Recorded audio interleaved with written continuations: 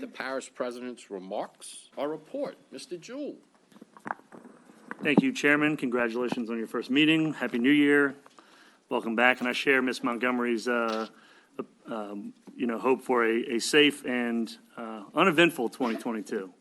Hopefully the most thing we have to worry about is the traffic jams that the farmers market causes at the West Bank Bridge Park. So, all right. I guess I'll just go ahead and just start with streetlights. I don't have that in my report today, but Councilwoman Belloc brought that up. So, pretty much everything you see on SCP report, it goes straight to Chandra.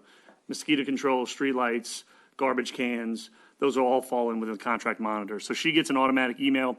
For residents who don't use computers, they can certainly call 783-5000 and ask for the contract monitor's office and put in a request directly. She takes both requests via email and via phone.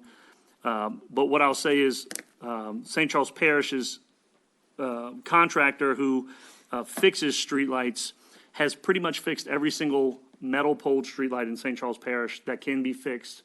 That is not an Entergy issue. If you have a streetlight that isn't fixed right now, if you want to send me an email with that, it's most likely an Entergy issue, a feed issue on that street pole. So we've got about 680 of them fixed. In the last 60 or so is Entergy feed issues. Entergy is hiring a contractor. They're supposed to be awarding it any day now, an award to a contractor for a contractor to come in and fix all of the streetlights that are on wooden poles en masse. So I wish I did have an update, a little bit more information on wooden streetlights, but my contact at Entergy didn't have much to say on it either. So I'm hoping when they award the contract and the contractor has the number of streetlights they have to fix, that they'll be able to give us a more, stringent timeline on what that is. All right, we do have two representatives in the audience today. One from Senator Kennedy's office. We have Joe Crafassi, and we also have a representative from Senator Cassidy's office, Samantha Bob. Thank you all for being here today. Want to do a COVID update. So current COVID numbers.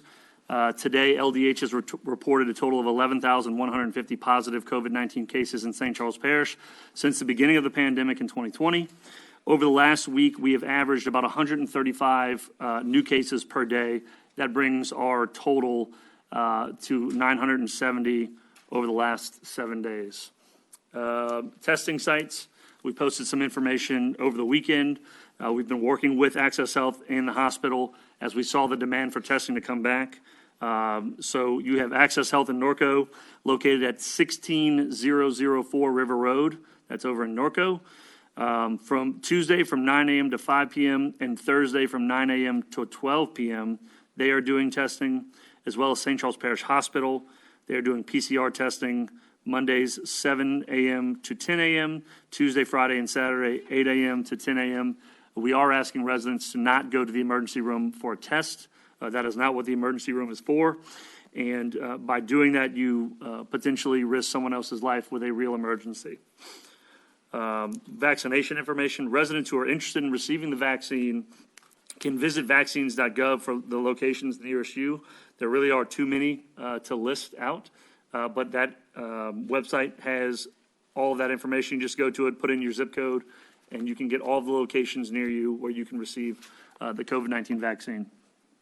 Public Works, just give you a general update on some of the stuff we've been doing. Obviously, a lot of storm-related work still to be done. We did some debris removal from Collier Canal in Luling. There was canal cleaning in near Scheck-Snyder Pump Station, as well as asphalt repair on Barber Road and Louisiana Street over in Parity. So these are just a couple of things that the crews have been working on. They redid some shoulder work over on Paul Mallard Road as well. So those guys have been busy and back at work full swing, and we are excited that we've been able to roll out some improvements in our work orders and our ability to track work orders through AssetWorks and through the use of technology. So we look forward to continue to try to improve and be more efficient. All right, we'll move on to debris deadline or debris removal deadline. Today is the final day for residents to put out debris. So after this, our final pass will begin tomorrow. Per parish ordinance, additional construction debris will need to be properly disposed of. That is by working with your contractor or obtaining a dumpster. You can also call the Department of Planning and Zoning and talk to them about options for that. We also have Christmas tree recycling going on as a part of the coastal restoration. As part of coastal restoration, St. Charles Parish is participating in the annual Christmas tree recycling program. Curbside Christmas tree recycling began today and will run through January 21st. Only real trees will be picked up, and trees must be free from lights, ornaments, or flocking to be able to be used in the coastal restoration. Trees may also be dropped off at designated areas, but at both the East Bank and West Bank Bridge Parks. On to spring sports registration. Registration will be online only and begins tomorrow, January 11th, for baseball, softball, t-ball, tennis, track, and field. It's important that parents register their child with the correct booster club. Very, very important.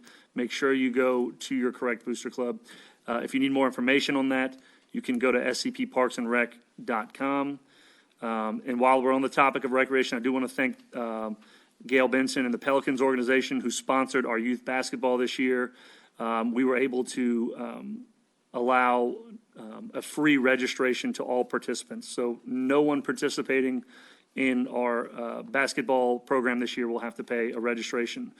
Right now we have 88 teams, and that is 831 athletes in this program. So a very big show from the community, and we definitely think that since it was free, that helped. And we, again, appreciate Gail Benson for helping out St. Charles Parish during this time. We know a lot of residents are putting every penny they have back into rebuilding their homes.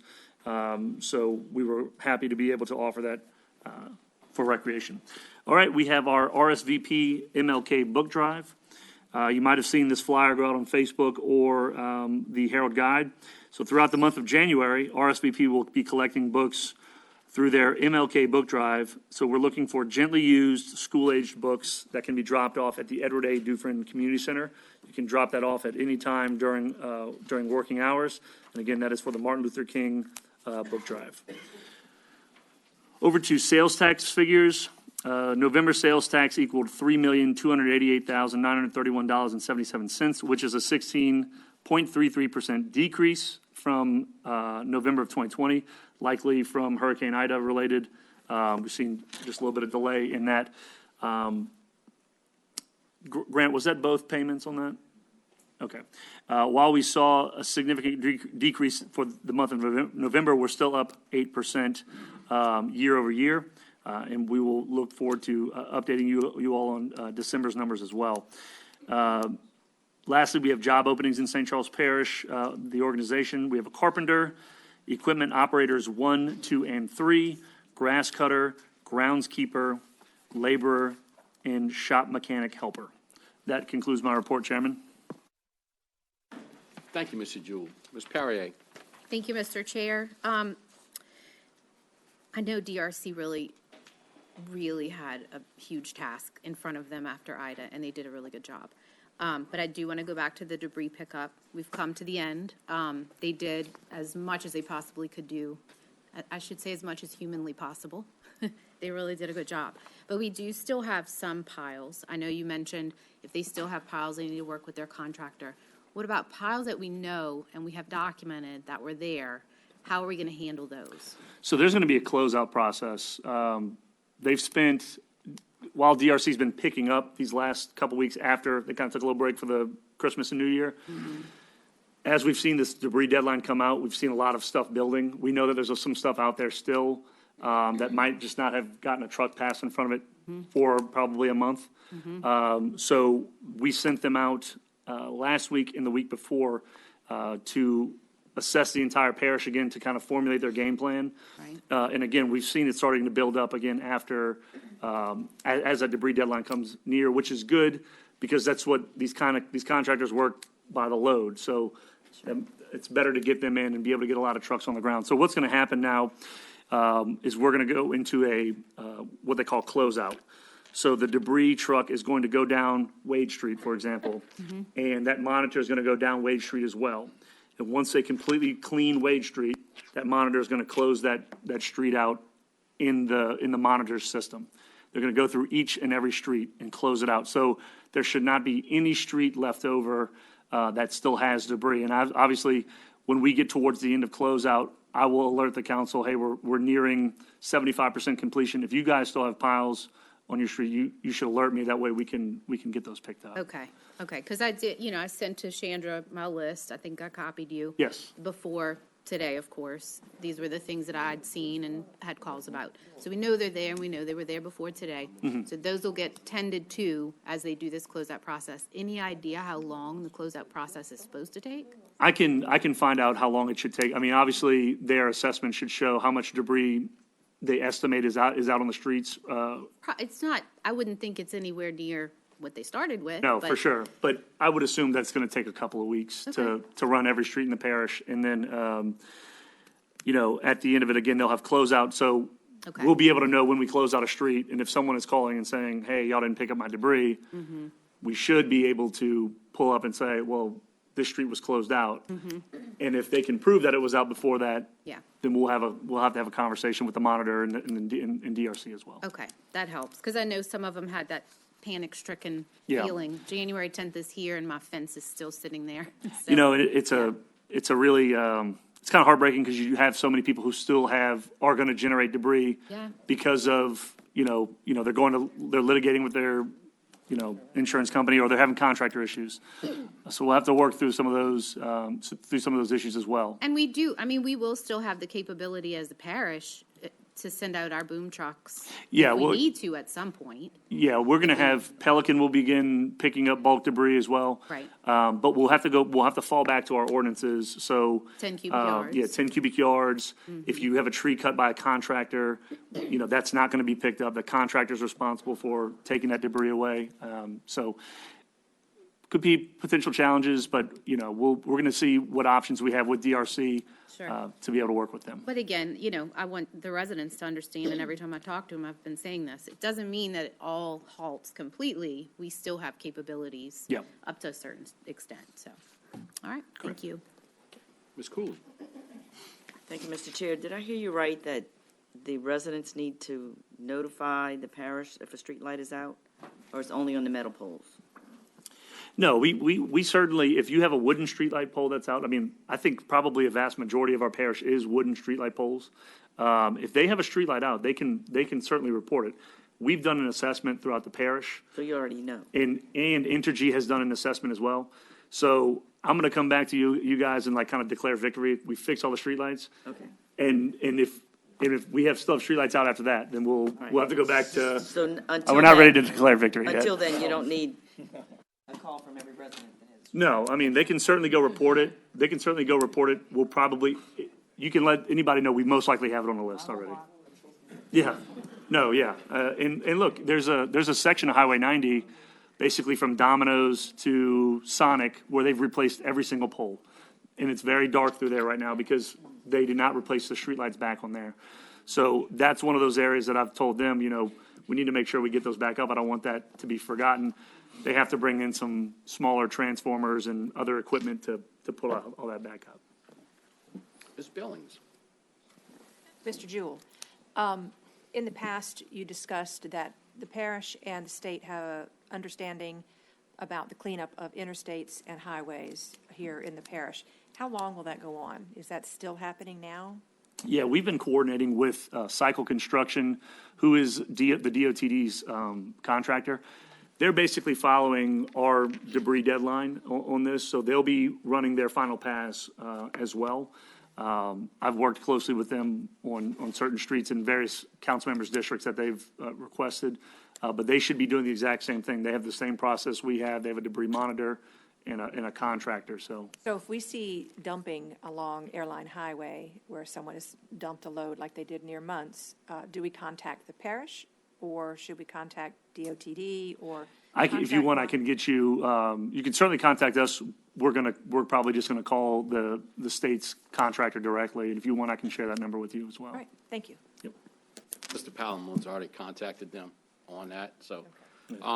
My question is the same thing, Mr. Jewell. There are a couple of items and a couple of piles that the state has deemed, that they've deemed that should be picked up. What can we do to make sure that stuff gets? A good example is, there was a brick fence on Apple Street that was blown down during the hurricane. They've made several passes through it. They haven't even addressed it. There were several trees that were uprooted on River Road. They still haven't attached, it's like they're picking and choosing. They go get the big stuff and things like that. What can we do to make sure that we're going to get those items picked up? And those are items you've talked to the Dan about? Yep, spoke to the monitor, the state's monitor, and the coordinator with our cycle. Yeah, we're certainly going to make sure that, we're going to work to make sure everything gets picked up, but like Councilwoman Fisher said, we have the ability to send in our crews as well to get some of these picked up. So, before DRC or cycle rolls out, we want to make sure that you all are pleased with what has happened, what has been picked up in your districts, and before they leave, we got to make sure it's all out.